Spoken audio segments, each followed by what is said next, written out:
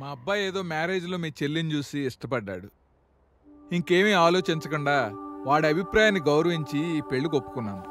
కానీ పొద్దున్నే ఎవడో ఫోన్ చేసి మీ ఫ్యామిలీ బ్యాక్గ్రౌండ్ గురించి చాలా బ్యాడ్గా చెప్పాడు. ఎవడాడు? చంపేస్తాను. సరిగ్గా వాడు అదే చెప్పాడు. ఊర్లో అందరినీ చంపేస్తానని మీరు బెదిరిస్తారంట కదా. మీరు వ్యాపారం పేరుతో ఏవో దందాలు అవి ఇవి చేస్తారని చెప్పాడు. అంచేత మా అబ్బాయికి ఏమవుతుందో అని మా భయం మాది. పెళ్లి దగ్గరలో పెట్టుకుని ఇలా మాట్లాడడం అంటే మీకు బాధగానే ఉంటుంది, కానీ తప్పట్లేదు.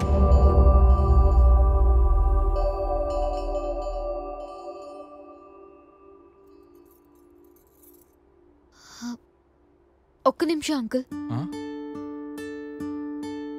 నా పేరు నందు. పెద్దవాళ్ల విషయంలో జోక్యం చేసుకుంటున్నందుకు ఏమనుకోవద్దు. నువ్వు? నేను ఇంటికి కాబోయే చిన్న కోడల్ని. అంకుల్, కీర్తి మీకు మనస్ఫూర్తిగా నచ్చింది కదా? నచ్చిందమ్మా. అమ్మాయి లక్షణంగా ఉంది. కానీ పెళ్ళవటానికి అమ్మాయి మాత్రం నచ్చితే సరిపోదు, వెనక ఫ్యామిలీ కూడా బాగుండాలి. అదే నా భయం.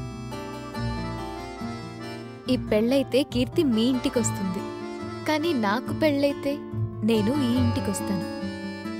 ఈ ఇంటికి కోడలుగా వచ్చే రోజు కోసం నేను ఇంత హ్యాపీగా వెయిట్ చేస్తున్నానంటే ఈ ఫ్యామిలీ మంచిదేగా. అమ్మ చనిపోయిన తర్వాత నేను చాలా మిస్ అయ్యాను. ఏదో పోగొట్టుకున్న ఫీలింగ్ ఉండేది. కానీ ఈ ఇంటికి వచ్చిన తర్వాత అమ్మతో ఉన్నట్టు అనిపించింది. ఇలా అనిపించిందంటే ఇది మంచి ఫ్యామిలీ కాదంటారా అంకుల్?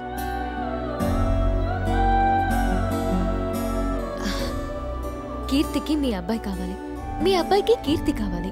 వాళ్ళిద్దరూ సంతోషంగా ఉండడమే కదా మీకు కావాల్సింది. అంతేనమ్మా. క్షమించండి. జరిగింది మనసులో పెట్టుకోకుండా పెళ్లి ఏర్పాట్లు చేసుకోండి.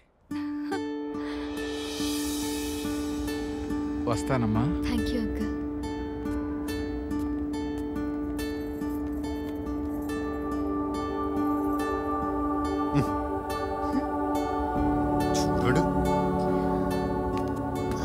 కిట్టు, ఒక్క నిమిషం ఆగు. కిట్టు, నాకు తెలిసినంత మా అన్నయ్య ఏదో ప్రాబ్లం వస్తుందని ఇవాళ మా చెల్లి పెళ్లి ఆగిపోయి తగ్గుతుంది. నా వల్లే పెళ్లి ఆగిపోయినట్టు అటు చూపు చూసావా? ఊరుకోండి. చెల్లంటే నాకు ఎంత ఇష్టం వాడికి తెలుసు. 1000 అబద్ధాలు ఆడైనా ఈ పెళ్లి చేద్దాం అనుకున్నా. అది తప్ప? తప్పులు ఎంచడం కంటే దానిలో మంచి వెతకడం కరెక్ట్ రా. కీర్తి అంటే వాళ్ళకి ఇష్టమే కదా, సో అబ్బాయి హ్యాపీ. ఏ అమ్మాయి అయినా తను వెళ్లే ఫ్యామిలీ మంచిదై ఉండాలని కోరుకుంటుంది. సో కీర్తి కూడా హ్యాపీ. నీకు అదే కావాలి కదా? నాకు అదే కావాలి. అందువల్ల చెప్పకపోతే ఇబ్బంది అయ్యేది. ఎలాగోలా బయటపడ్డాం కదా, ఇంకా నన్ను విలన్లా చూస్తాడేంటి?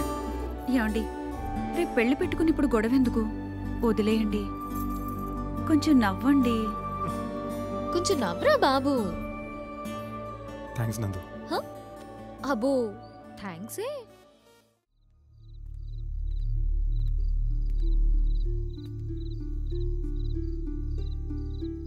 ఏంటన్నా చెల్లి వెళ్ళిపోయిందని బాధపడుతున్నావా?